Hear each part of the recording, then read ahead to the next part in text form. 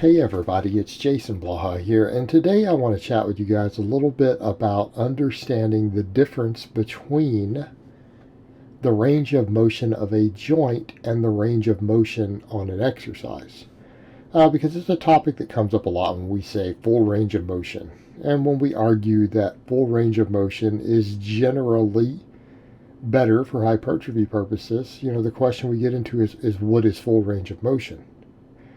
And I think that people need to understand that when we're talking about that from a hypertrophic perspective, not a movement pattern, we are talking about the range of motion of a joint. Now, a lot of times people say, well, why does that matter? Well, because it matters greatly, because look at the movements themselves. All right, let's take like the good mornings, for example, you see me doing above.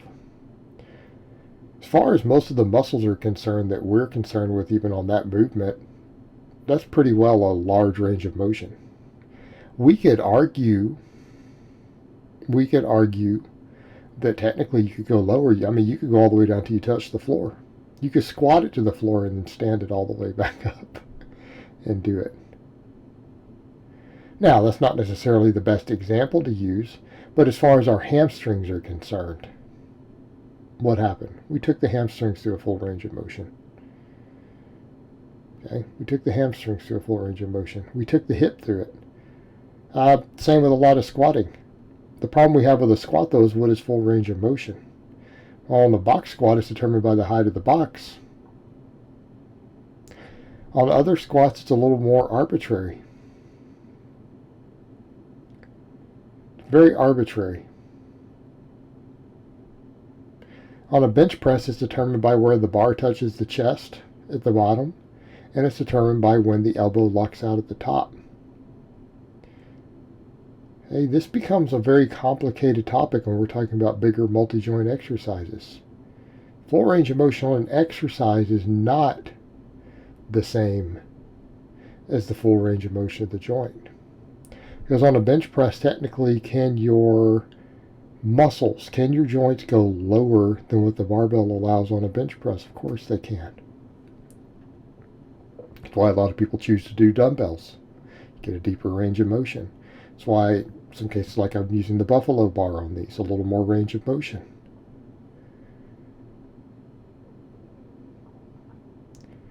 What about deadlifts? Deadlifts, the depth is determined by the height of the plates. One reason some of us choose to do deficit work for certain reasons. You'll see me do some deficit work throughout here. But right here, this closed grip benching, I'm doing these with a buffalo bar. It adds another inch to the range of motion.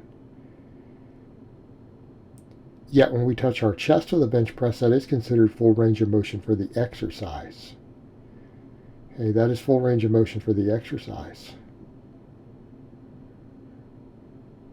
When I do inverted rows, though, that's a perfect example. Someone like me who has long arms, when I do a really wide grip inverted row to the upper chest, I can't touch my chest to the bar.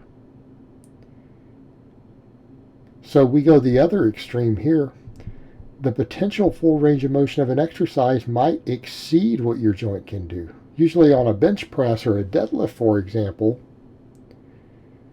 it's the other way, right? The joints themselves are capable of a longer range of motion than the equipment allows for.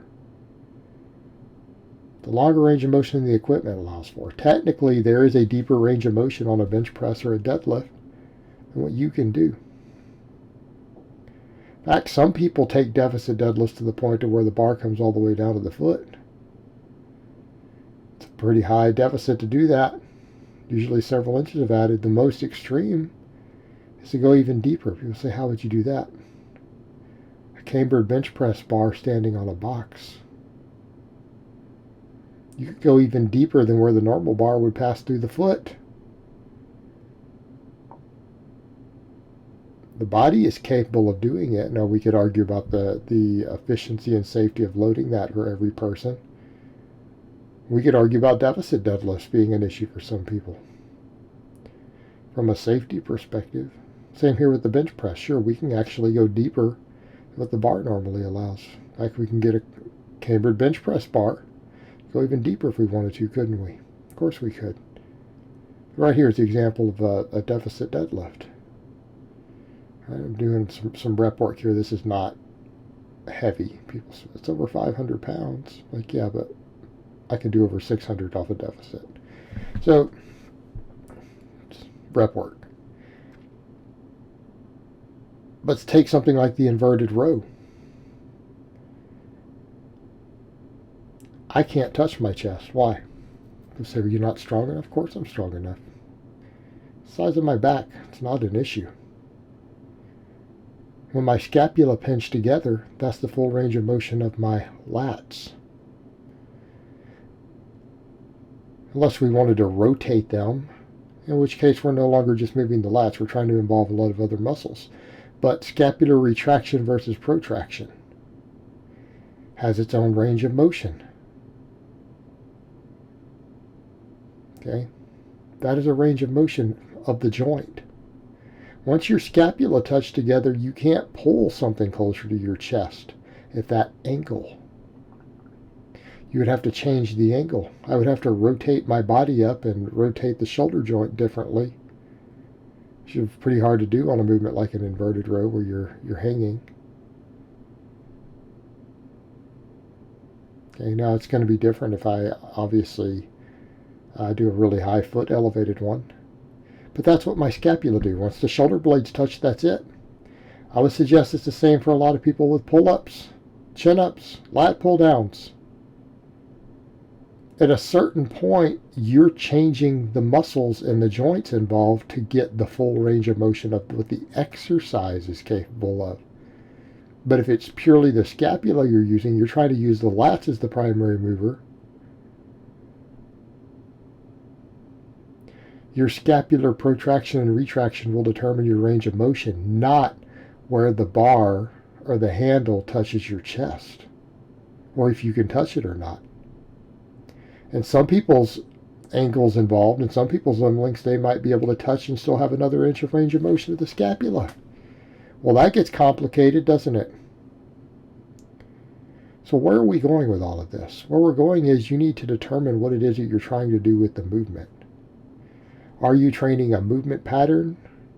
Or are you training a muscle for hypertrophic purposes?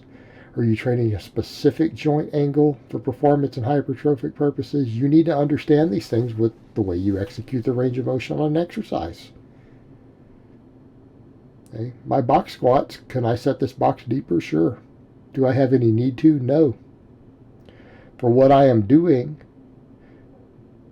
for maximizing squat strength and getting carryover to my squats, it's just fine.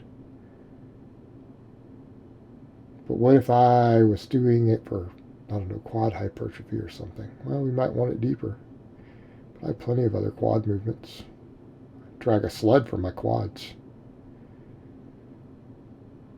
Because I'm not at a super deep knee angle, am I? Man, the squat's a complicated one too. You better have your depths determined for whatever it is that you're trying to achieve with it. You better know what you're doing with a squat. Because there's a difference between a full squat and a parallel squat. And there's certainly a big difference when we're dealing with box squats. Also, people think about with the parallel squat, the parallel doesn't even determine the range of motion, does it? It's really arbitrary in regards to your hip angle. Why? Because your knee angle and ankle angle determine how deep you go with the hips before you reach parallel. Okay. So I would tell you that where we're going with this is be aware of what it is specifically that you are trying to achieve with an exercise. As a coach, as a lifter, as an athlete, what is it you are trying to do? Are you trying to maximize the size in that muscle, in which case it's only about moving the muscle through the range of motion of the joint? Pick exercises for that appropriately. Are you trying to train a specific joint angle, or are you training a specific movement pattern? Well, then if you're trying to train a movement pattern, that's a very, very different thing. Because that movement pattern might have a sport-specific context. And that includes your pull-up or your chin-up. Maybe you're getting ready for a chin-up contest in which you have to touch your chest to the bar. Well, that's no longer about you just training your lats, is it? because depending upon your limb lengths, you might require some additional shoulder rotation to even achieve that spot. But if you're just doing it to build your lats and your biceps, not necessary. You purely need full range of motion of the scapula, which where you touch with the bar is going to depend upon your limb lengths and your personal anatomy. Just be aware of what it is that you're trying to achieve. Alright guys, well that's really all I have to say on that today. I hope it's been informative, and I will talk to you guys next time.